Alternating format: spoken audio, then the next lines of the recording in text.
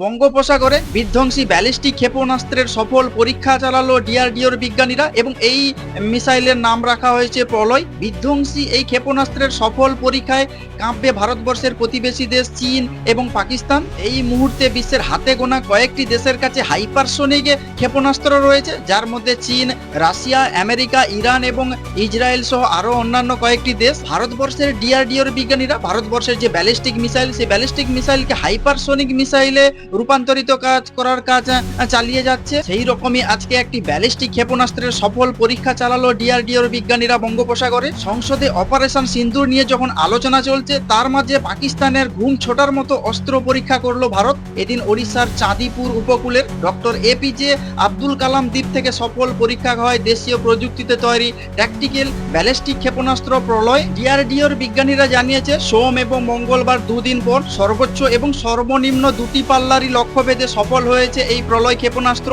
কতখানি শক্তি রয়েছে এই প্রলয় ক্ষেপণাস্ত্র?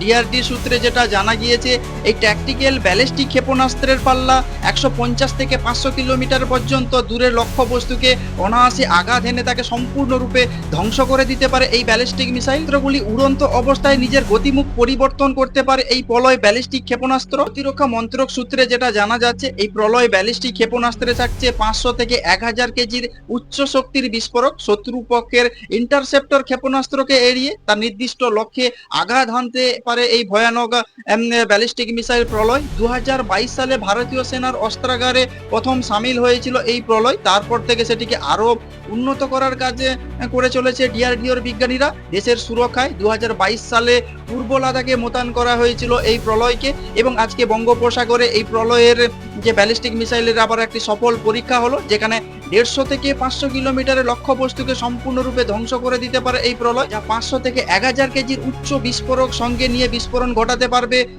তার লক্ষ্য বস্তুকে সম্পূর্ণরূপে ধ্বংস করে দেওয়ার জন্য। ইতিমধ্যে ডিআরডিওর বিজ্ঞানীরা ভারতের যে ব্যালিস্টিক মিসাইল, সেই ব্যালিস্টিক মিসাইলকে হাইপারসোনিক মিসাইলে কনভার্ট করার কাজ চালিয়ে যাচ্ছে। তারই একটি অংশ হিসেবে বলতে গেলে আজকে এই ব্যালিস্টিক মিসাইলের সফল পরীক্ষা চালালো। এই ব্যালিস্টিক মিসাইল আকাশের তার লক্ষ্য বস্তুর দিক পরিবর্তন করে আঘাত হানতে সক্ষম। একদিকে সংসদে যখন অপারেশন সিন্দুর নিয়ে উত্তাল হয়ে উঠেছে, ঠিক তখনই বঙ্গোপসাগরের বুকে ভারতবর্ষের যে ডিআরডিওর বিজ্ঞানীরা সফল ব্যালিস্টিক মিসাইলের পরীক্ষা চালালো, যা নিয়ে ইতিমধ্যে পাকিস্তান এবং চীনের কাছে আতঙ্কের কারণ হয়ে দাঁড়াচ্ছে এই প্রলয় ক্ষেপণাস্ত্র।